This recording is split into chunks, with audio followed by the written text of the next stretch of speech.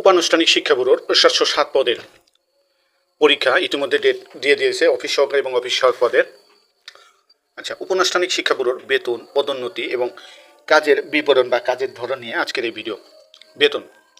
উপানুষ্ঠানিক শিক্ষা ব্যুরোর কর্মচারীদের বেতন কাঠামো সরকার নিয়ম অনুযায়ী হয়ে থাকে। বিভিন্ন পদের জন্য বেতন গ্রেড ভিন্ন, যে সেক্ষেত্রে 16তম গ্রেড শুরু হয় 9,300 থেকে এবং অফিস সহায়ক যেটা গ্রেড 20তম 8,250 টাকার থেকে শুরু হবে। বেতন বৃদ্ধি বা ইনক্রিমেন্ট সরকারি নিয়ম অনুযায়ী হয়ে থাকবে।